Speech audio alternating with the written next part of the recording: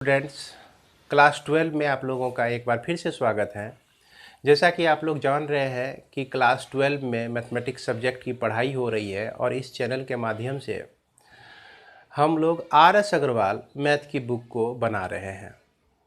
तो RS. Agarwal math की book में जितने भी बेसिक नॉलेज हैं और इससे हटके भी जो भी बेसिक नॉलेज हैं, ये सारा बेसिक नॉलेज आप लोगों को बेहद ही सरल तरीके से दिया जा रहा है और इसके हर एक टाइप के प्रॉब्लम को भी सॉल्व किया जा रहा है।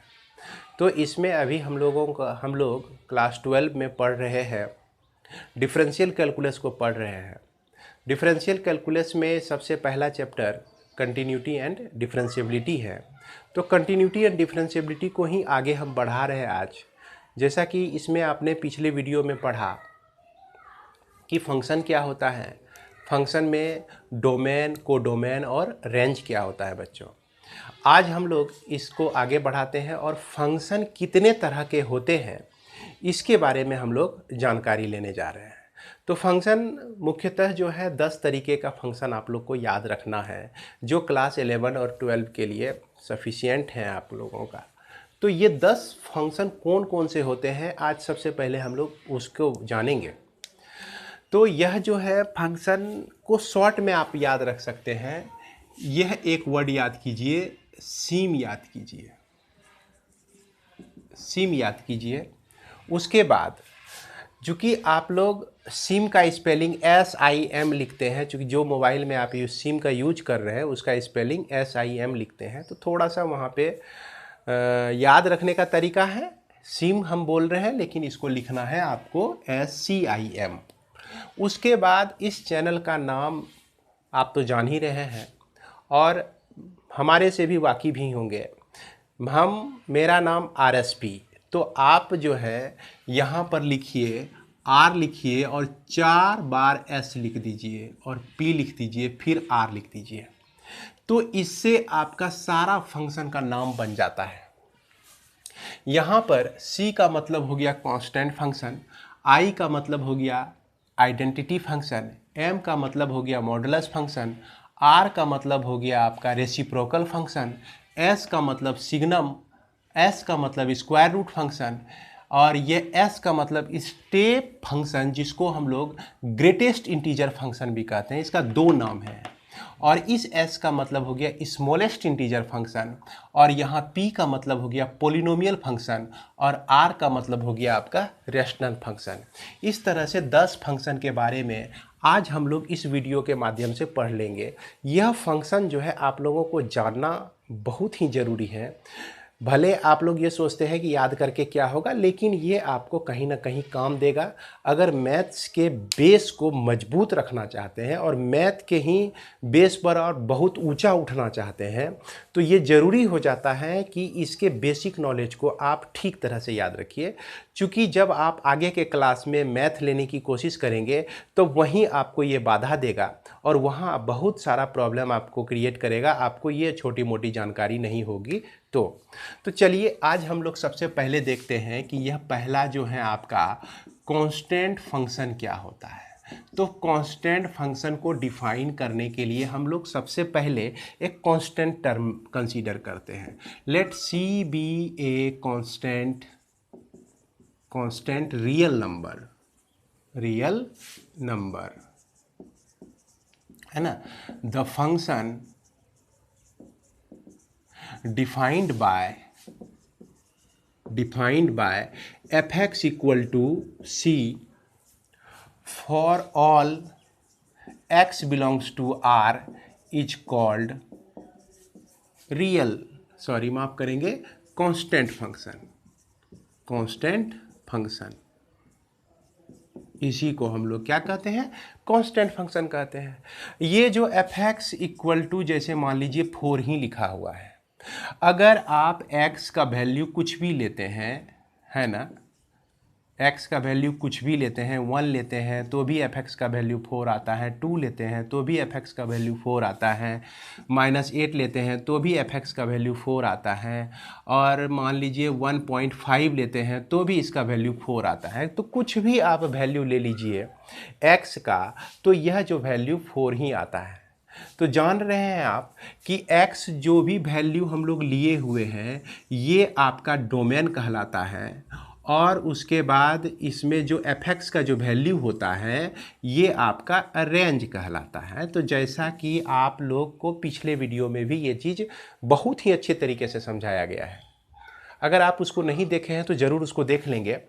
तो अब यहाँ पर ये फंक्शन हो गया आपका fx इक्वल टू सी हो गया। इसका डोमेन हम लोग को लिखना है, तो डोमेन में देख रहे हैं कि सारे नंबर्स आ जाते हैं, तो डोमेन इसका रियल नंबर हो गया। रियल नंबर में जितने भी एलिमेंट हैं, आप जितने भी मेंबर्स हैं उसको रखिए, और उसका सबका आउटपुट जो है इसके हिसाब से 4 आएगा। अगर सी मानते हैं, सी चूँकि कॉन्स्टेंट माने हुए हैं तो सी आता है। इसके बाद इसका रेंज जो हो जाता है, रेंज आपका हो जाता है सिर्फ सी। एक सेट होता है जिसमें एलिमेंट क्या होता है, सिर्फ सी होता है। इसके बाद चलिए सी आपका हो गया। अब आई पे हम लोग चलते हैं। दूसरा नंबर हो गया आपका आई। आई को हम लोग कहते हैं आइडेंटिटी फंक्शन। आइडेंटिटी फंक्शन कहते हैं। तो इसको हम लोग किस तरह से डिफाइन कर सकते हैं? The function defined by fx equal to x is called identity function। Identity function इसको कहते हैं हम लोग। अब ये आइडेंटिटी फंक्शन हो गया। अब इसको आप देख के ही समझ रहे होंगे कि यहाँ x का वैल्यू अगर हम कुछ भी रखें, 1 रखें तो fx का वैल्यू 1 मिलेगा। 2 रखेंगे x का वैल्यू तो fx का भी वैल्यू 2 मिलेगा। इस तरह से जो भी x का वैल्यू रखते हैं वही हमारा fx का भी वैल्यू मिलता है। इस तरह से यहाँ पर जो है आपका डोमेन क्या हो जाता है, टोटल रियल नंबर डोमेन हो जाता है, और इसका रेंज भी जो हो जाता है वह भी टोटल रियल नंबर ही हो जाता है। जो भी रियल नंबर लेंगे वही उसका डोमेन भी होगा, वही उसका रेंज भी होगा, है ना। तो उम्मीद है कि आप यह 2 तरह का फंक्शन समझ गए होंगे। अब हम लोग चलते हैं तीसरा नंबर फंक्शन में, जिसको हम लोग मॉडुलस फंक्शन भी कहते हैं।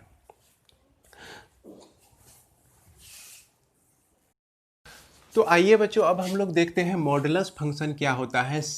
कांस्टेंट फंक्शन जान गए, आइडेंटिटी फंक्शन को भी जान गए, चलिए अब मॉडुलस फंक्शन को देखते हैं। तो मॉडुलस फंक्शन को किस तरह से डिफाइन कर सकते हैं? द फंक्शन, है ना, defined by fx equal to mod of x, है ना, इक्वल टू, और इसको हम दूसरे तरीके से भी लिख सकते हैं। यह दूसरे तरीके से लिखने का कैसे लिख सकते हैं इसको हम देखेंगे। fx इक्वल टू, यह दूसरे तरीके से भी लिख सकते हैं, इज कॉल्ड मॉडुलस फंक्शन। अब यहाँ पर एक चीज़ समझिए कि ये आपका मॉड ऑफ x दिया गया है। क्या दिया गया है? Mod of x। तो मॉड ऑफ x का मतलब हो गया कि यहाँ पर x का एब्सोल्यूट वैल्यू, अगर आप -2 भी लेते हैं तो यह 2 होता है, और +2 भी लेते हैं तो 2 ही होता है। तो जो भी वैल्यू आता है इसका, fx का वैल्यू जो भी आता है, हम देख रहे हैं कि यह हमेशा प्लस में ही आता है ना। अब देखिए कि इसको हम ब्रेक करते हैं कि ये fx को हमने क्या लिखा, x लिखा, और यदि x का वैल्यू जो है हम सारा वैल्यू पॉजिटिव ले लें तो इस कंडीशन को फुलफिल कर रहा है। x का सारा वैल्यू पॉजिटिव, कहने का मतलब +1 +2 +3 का वैल्यू अगर इसमें हम रखते हैं x के जगह पे तो +1 +2 +3 ही आता है। अब यदि -x ले लें और कहें कि x less than 0, x less than 0 का मतलब हुआ कि -1 -2 -3 -4।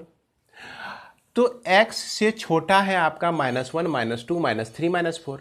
-1 यहाँ पे रखिए तो देखिए -1 और इसमें पहले से माइनस मौजूद है तो हो गया +1। फिर -2 यहाँ रखिए तो -2 पहले से माइनस मौजूद है तो ये हो गया +2। यानी कि इसमें अगर जो माइनस वाले टर्म को हम रखते हैं इस फंक्शन में fx इक्वल टू -x में, तो वह पॉजिटिव ही हमको मिलता है। तो इसका मतलब कि अगर मॉडुलस फंक्शन को आप इस तरह से भी लिखते हैं और इस कंडीशन के आधार पर आप सिलेक्शन करते हैं रियल नंबर से, इसके कोडोमेन का एलिमेंट सिलेक्शन करते हैं, तो दोनों जो है कंडीशन को, मॉडुलस फंक्शन के कंडीशन को फुलफिल करता है। इसलिए बच्चों मॉडुलस फंक्शन को हम लोग ऐसे लिखें या इस तरह से लिखें, इस दोनों को हम लोग क्या कहते हैं, मॉडुलस फंक्शन ही कहते हैं।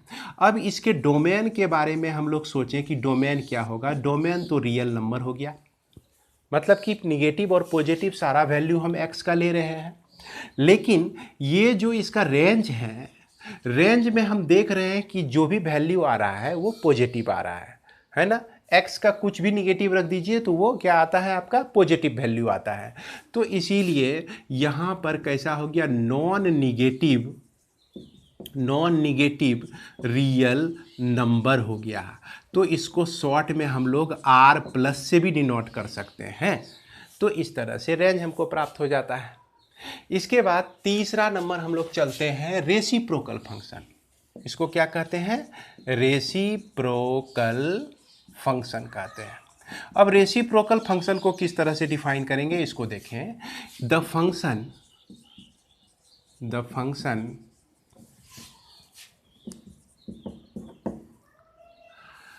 defined by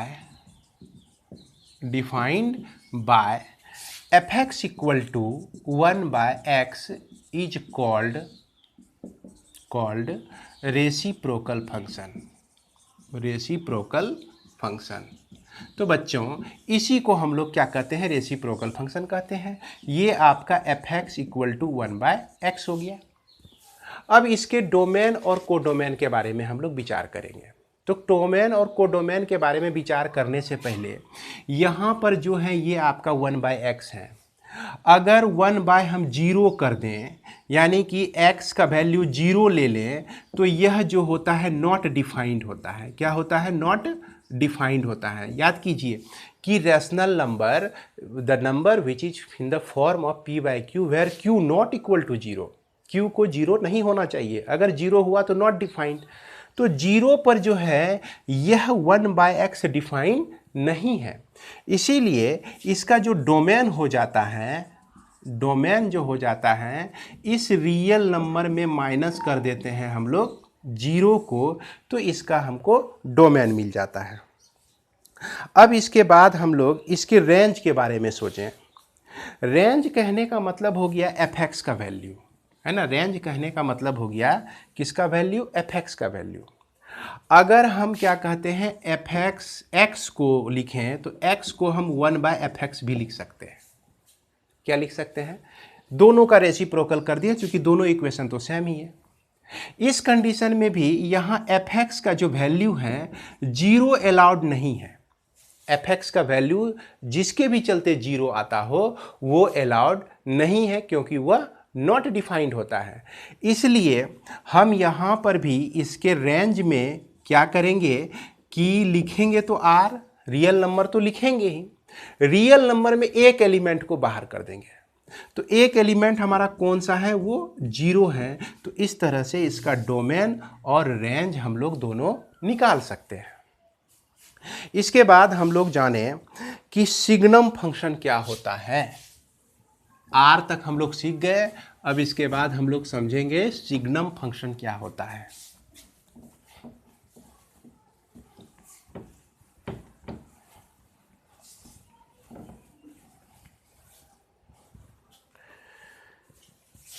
चौथा नंबर आपका, ये सॉरी 5वां नंबर, सिग्नम फंक्शन। तो सिग्नम फंक्शन को हम लोग किस तरह से डिफाइन कर सकते हैं, देख सकते हैं इसको। द फंक्शन इज डिफाइंड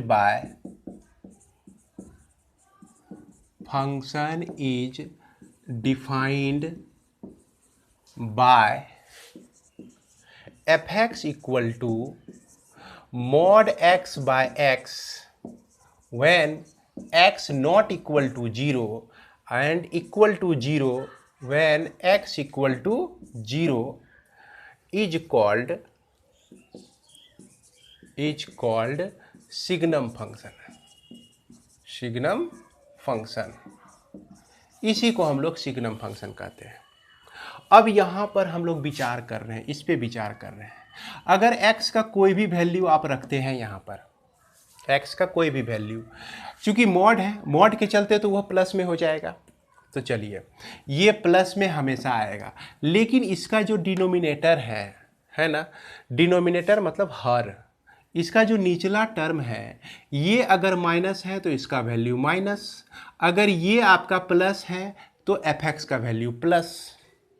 तो माइनस और प्लस होना इसका डिपेंड करता है किस पे, fx का माइनस प्लस होना डिपेंड करता है इस x पे डिपेंड करता है। अब इसी को कहीं कहीं हम ऐसे भी लिख सकते हैं कि ये जो वैल्यू है इक्वल टू 1 होगा जबकि x का वैल्यू क्या होगा, पॉजिटिव होगा, है ना। x ग्रेटर देन, और माफ करेंगे, x ग्रेटर देन 0 हो जाएगा। और इसका वैल्यू 0 होता है जब x का वैल्यू आपका 0 होता है, चूँकि ये आपका दिया गया है। और इसका वैल्यू -1 लेंगे जब हमारा x जो है क्या होगा, निगेटिव होगा। अब इस पे हम लोग विचार करते हैं। जैसे ये फंक्शन x/x है, मॉड x/x है, हम इसमें 4/4 लेते हैं तो इसका वैल्यू क्या आता है, 1 आता है। अगर हम इसमें जो है -4/-4 ले लेते हैं तो यह 4/-4 होता है, इसका वैल्यू क्या आता है, -1 आता है। फिर से एक वैल्यू हम लेते हैं, जैसे -5 का मॉड बाय -5 लिए तो इसका वैल्यू क्या आ रहा है आपका, -1 आ रहा है। ये 5/5 लेते हैं तो इसका वैल्यू 1 आ रहा है।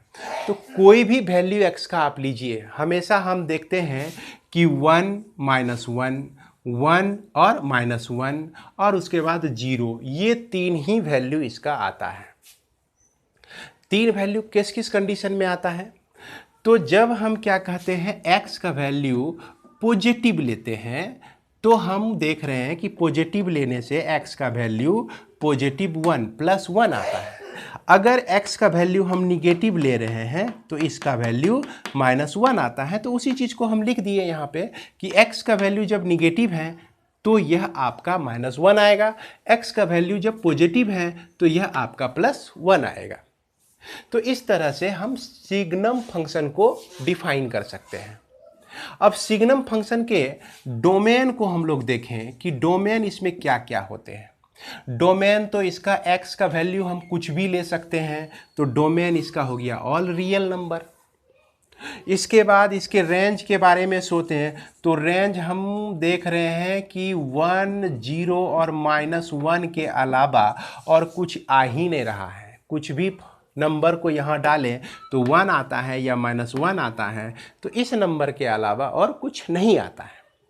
इस तरह से हम डोमेन और रेंज को लिख सकते हैं। इसके बाद सिग्नम फंक्शन हो गया। तो छठा नंबर s जो है ये आपका देता है स्क्वायर रूट फंक्शन। क्या देता है, square root function. Square root function को हम लोग किस तरह से डिफाइन कर सकते हैं, इसको आप लिख सकते हैं कि द फंक्शन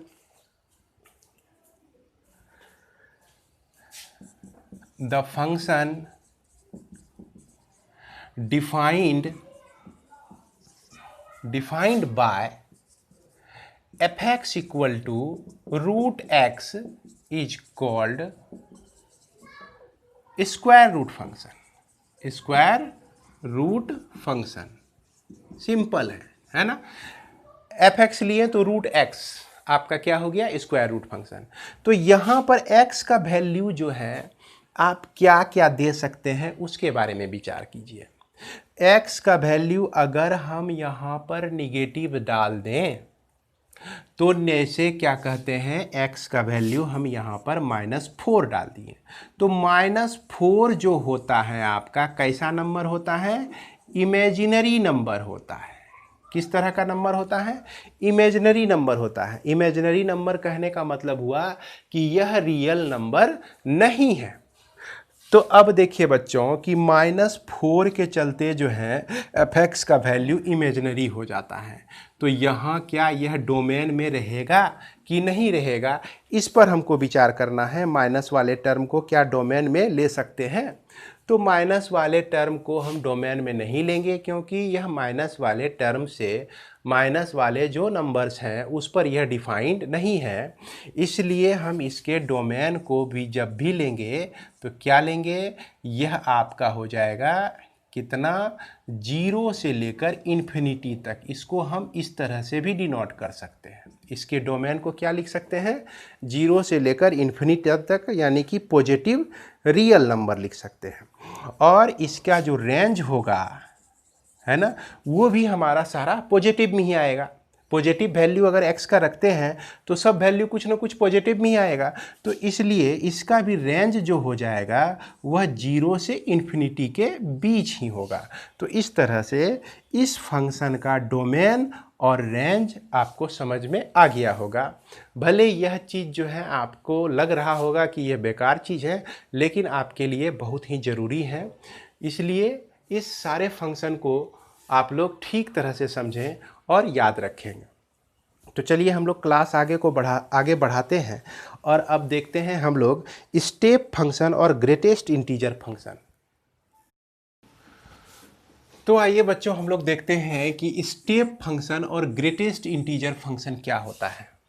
तो ग्रेटेस्ट इंटीजर फंक्शन को हम लोग डिफाइन कर सकते हैं कि if R x belonging to R, x तो आपका रियल नंबर है ही, उसके बाद ग्रेटेस्ट इंटीजर फंक्शन, ये जो सिंबल इस तरह से आप देख रहे हैं इसको हम लोग पढ़ेंगे greatest integer function is defined as the greatest integer not exceeding x.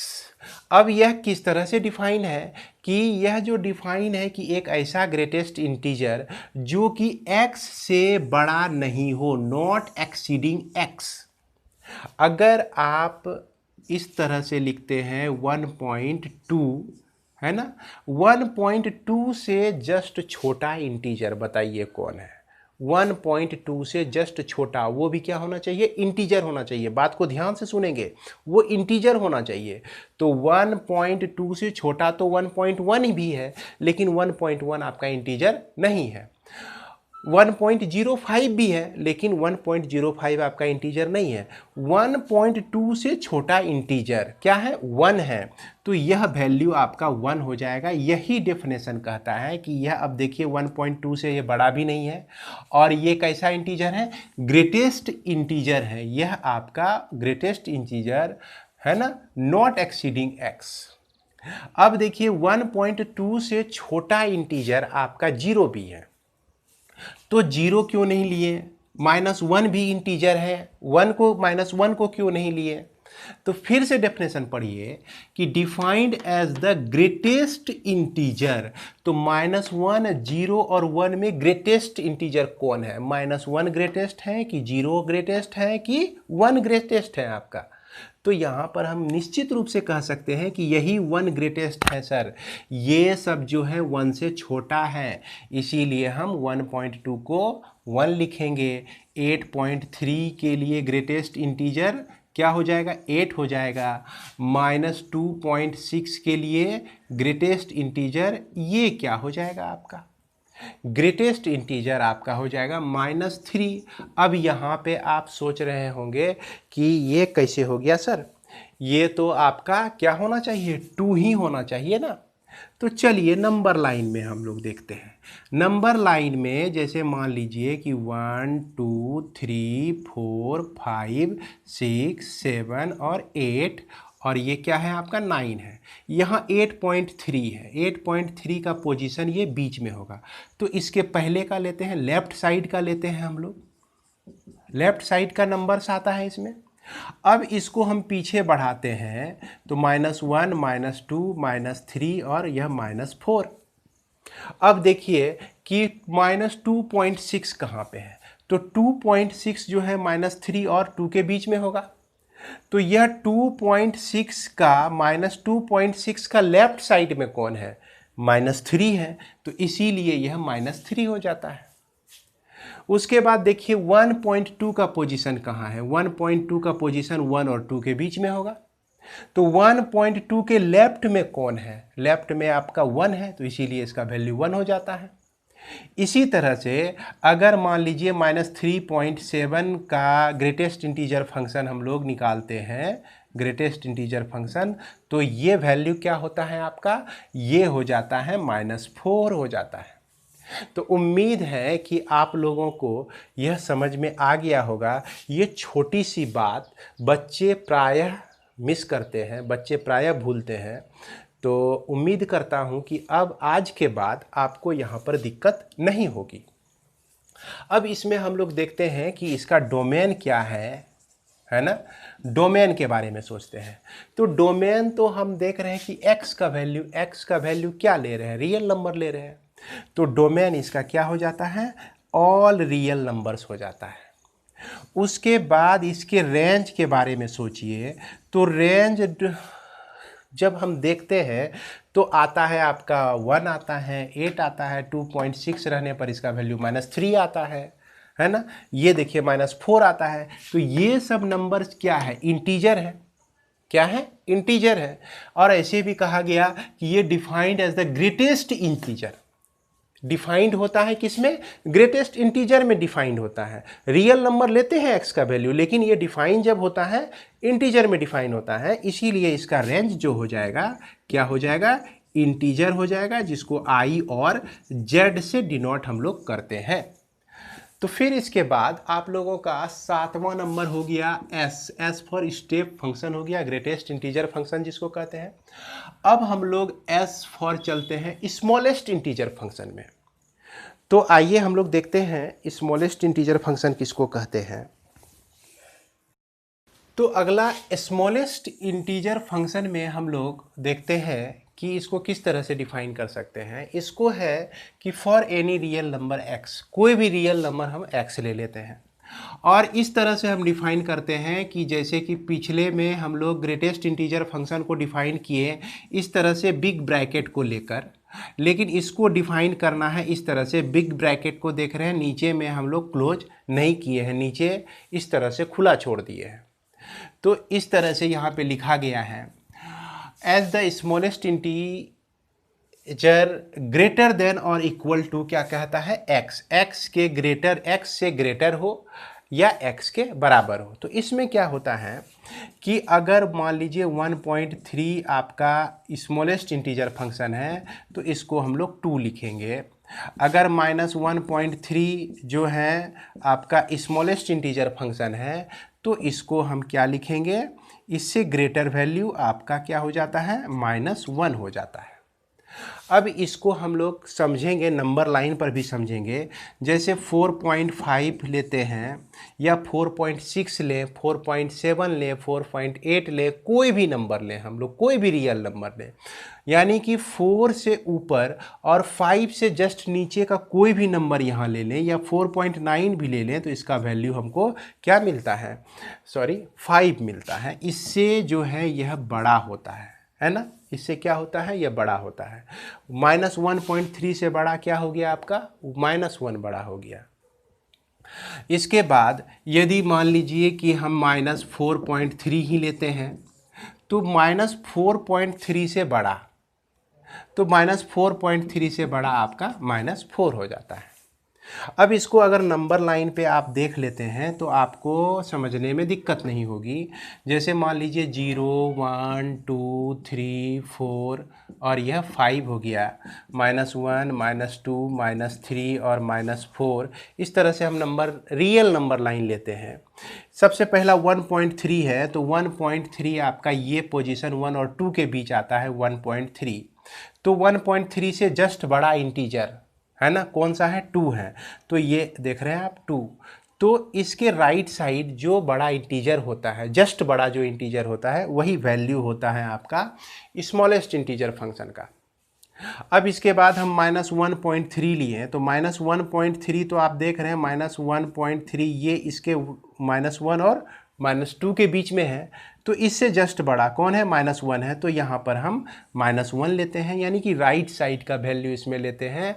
और ग्रेटेस्ट इंटीजर फंक्शन में हम क्या लेते हैं, लेफ्ट साइड का वैल्यू लेते हैं। ये 4.9 के जस्ट बाद 5 हैं, तो इसीलिए 5 ले लेंगे। -4.3 के जस्ट बाद -4.3, ये -5 -4 और -5 के बीच हैं, इसके राइट साइड 4 आता है, -4 आता है, तो यह वैल्यू -4 ले लेते हैं। इसका भी डोमेन क्या हो जाता है, इसका भी डोमेन हो जाता है ऑल रियल नंबर, और इसका रेंज जो हो जाता है क्या हो जाता है, इंटीजर हो जाता है। तो इस तरह से हम लोग स्मॉलेस्ट इंटीजर फंक्शन को डिफाइन कर सकते हैं। तो इसकी परिभाषा आप अपनी कॉपी में ज़रूर लिख लेंगे। और स्मॉलेस्ट इंटीजर फंक्शन को हम लोग इस तरह से भी डिफाइन कर सकते हैं कि द फंक्शन एफ R2 आपका क्या हो जाता है, आई हो जाता है। यहाँ ध्यान रखना है, ये फंक्शन जो बनता है किसके किसके बीच बनता है, R2 I के बीच बनता है। fx equal to greatest integer of x belongs to R is called the smallest integer function। माफ करेंगे, fx equal to smallest integer of x, है ना, x belongs to R is called the smallest integer function। इस तरह से हम लोग इसको डिफाइन कर सकते हैं। इसके बाद इसका डोमेन तो देख ही रहे हैं और रेंज देख रहे हैं। इसके बाद हमारा बच जाता है लास्ट पोलिनोमियल फंक्शन, और सेकेंड लास्ट पोलिनोमियल फंक्शन, और लास्ट हमारा रेशनल फंक्शन। पोलिनोमियल फंक्शन हम लोग किसको कहते हैं, इसके बारे में हम लोग चलिए देखते हैं।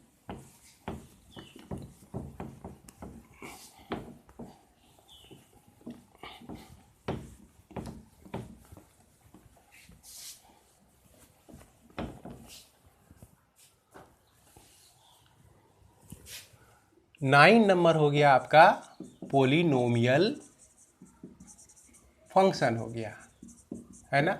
तो इसको हम लोग डिफाइन कर सकते हैं कि a function of the form, a function of the form fx equal to या px इक्वल टू a0x पे पावर n, a1x पे पावर n-1, a2x पे पावर n-2, इस तरह से anx पे पावर n-n, कहने का मतलब 0, इसको हम लोग जो है क्या कहते हैं, पोलिनोमियल फंक्शन कहते हैं। Is called polynomial function. ये चीज़ जो है आपका क्लास 10 में RS अग्रवाल के बुक में भी पोलिनोमियल फंक्शन का ये डेफिनेशन दिया गया है, तो हूबहू वही डेफिनेशन हम लोग यहाँ पे लिख देते हैं। इज कॉल्ड पोलिनोमियल फंक्शन,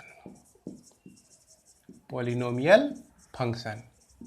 और इसमें जो क्या होता है कि a0, a1, a2 ये सारे नंबर्स जो होते हैं रियल नंबर में एग्जिस्ट करते हैं। किस में एग्जिस्ट करते हैं, ये सारे रियल नंबर होते हैं, है ना, ये तो जान ही रहे हैं।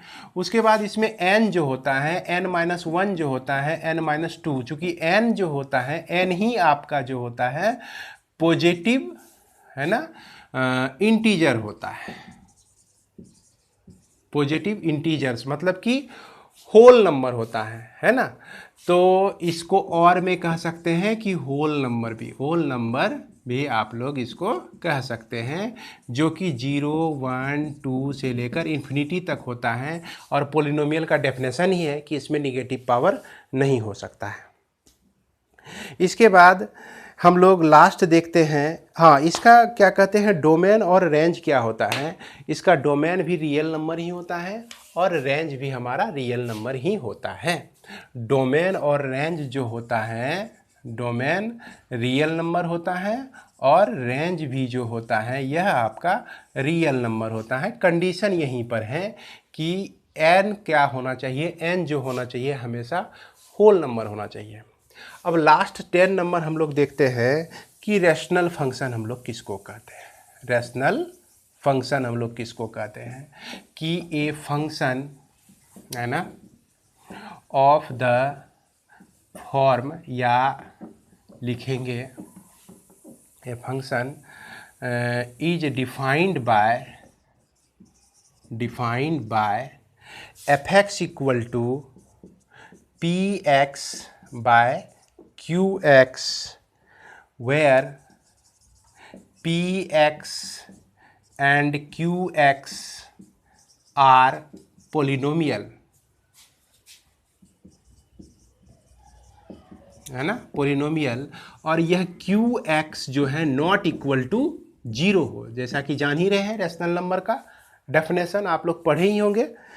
तो इसी को हम लोग कहते हैं rational function, is called rational function, है ना। तो इसको हम लोग रैशनल फंक्शन कहते हैं। इसमें बस यही ध्यान देना होता है कि यह जो रैशनल फंक्शन में हमारा जो भी डिनोमिनेटर में आता है, जो भी डिनोमिनेटर में वैल्यू आता है, वह आपका 0 के बराबर नहीं होना चाहिए। ऐसे इसका डोमेन और कोडोमेन दोनों रियल नंबर ही होता है। तो इस तरह से बच्चों हम लोग 10 फंक्शन को इस वीडियो के माध्यम से सीखें, और यह आप अगर सीख जाते हैं, अगर आप यह जानते हैं, तो आपको और भी ज़्यादा यह स्मार्ट बनाता है, आपके नॉलेज को बहुत ज़्यादा स्मार्ट बनाता है। तो निश्चित रूप से क्लास 11 के बच्चे और 12 के बच्चे सारे फंक्शन के बारे में जानिए। अब हम अगले वीडियो में क्या करेंगे, इसी फंक्शन का ग्राफ खींचेंगे। ग्राफ अगर आप जानते हैं तो ग्राफ ही आपका कंटिन्यूअस होता है, और डिफरेंशियबिलिटी लॉ जो होता है, डिफरेंशियबिलिटी जो होता है, उसी कंटिन्यूअस फंक्शन में होल्ड करता है। तो इसलिए सारे फंक्शन को जानना ज़रूरी है, और सारे फंक्शन का ग्राफ किस तरह से हम खींच सकते हैं, या कम से कम आप कुछ मेन फंक्शन का ग्राफ किस तरह से खींच सकते हैं, वो आपको जानकारी रहनी चाहिए। किसको पढ़ने के लिए, इस कंटिन्यूटी और डिफरेंशियबिलिटी के लिए। ऐसे आप देखा जाए तो कंटिन्यूटी और डिफरेंशियबिलिटी का डायरेक्ट प्रॉब्लम भी बना सकते हैं, लेकिन आपको जो वो बेसिक चीज़ है, बेसिक मर्म्स है उसका, वो आपको समझ में नहीं आएगा। आप कितना भी प्रॉब्लम बना लीजिए, अगर आप यह नहीं जानते हैं तो चलिए बच्चों, इस वीडियो को मैं यहीं पे समाप्त करता हूँ। फिर अगले वीडियो में मिलते हैं, तब तक के लिए धन्यवाद।